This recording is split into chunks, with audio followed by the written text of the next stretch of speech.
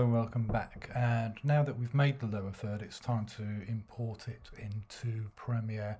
Now what you can see from my project here is that I have an audio folder, footage, GFX, and I have my offline edit folder as well, and I've not given this a name here, so I'm just going to call this rough edit for the moment, and that's good for now. We can call it 01 and we can copy these later. But what you'll also see is that I've got a GFX folder. Now I've already imported the poor lower third here into the project so that you can, use that. And to do that you just go to File and then you import. And what you can do is go to your poor lower third and then import it. I've already done that, so I'm just going to cancel that for the moment. And then I place this on the timeline here. Now what you'll notice is that when you view it you go, oh crap, it's the wrong size, and that's because I mistakenly thought this footage was 1920 by 1080, but that's not a problem because this footage has been resized to 1024 by 576. So what I'm basically going to do now is just right mouse click on here and I'm going to edit that in Photoshop, and Photoshop pops open like that. So I'm going to edit the image now. So I'm just going to go to the image size, and that's what I thought it was. So I'm going to take constrain proportions off and I'm going to select 1024 by 576. So if you look in the columns in Premiere, it'll tell you what the size is, 576, and click OK. Right, and the important thing now is that you do a quick save on that.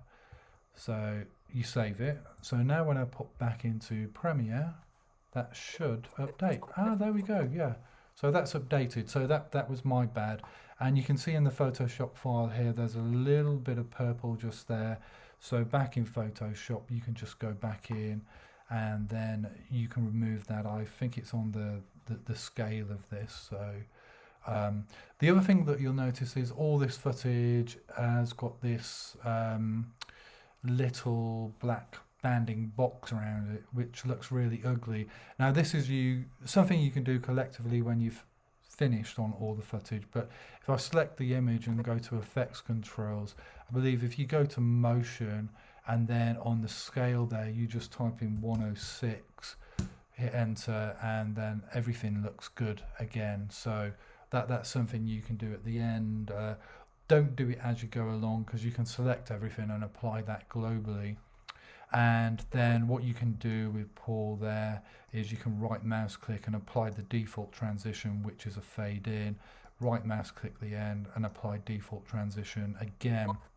Now the other really cool thing about doing this kind of custom effect in Photoshop is that you can, when you import a Photoshop file, if I just do that again, if I just open my GFX bin and show you that, if I go to import and then I select Paul lower third there and import. Now you can merge the layers or you can have individual layers. So it may be that you've got a number of people that you want to title in the program, and so in Photoshop you could just simply add a number of layers, not the pug obviously. So it might be Sally, John, Peter, Paul, Jane, blah blah blah. So you have all the layers stacked up, and when you import them into Premiere, it stacks them up so that you can select them whether or not whether you want them or not. So you've got a custom graphic that works for every individual person that you have in your documentary or whatever. So you've got absolute consistency and control, and it'll always be the same color, it'll always be in the same place. The only thing that you'll replace is, if it's a text layer in Photoshop, is the name. I don't know what this font is with Paul A. Young, but it doesn't matter for this particular little documentary here.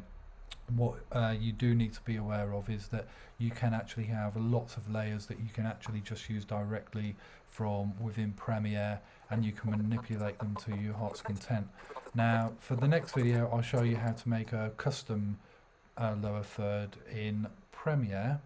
There are lots of templates and things like that, but if you want to add that professional touch to this particular piece of work, then this is the way I would go about it, because it looks good, it's nice, it's neat, it's tidy, and it's all within the title safe areas as well, because we established those in Photoshop. This will all get broadcast in any sort of distribution channel that you should wish to use.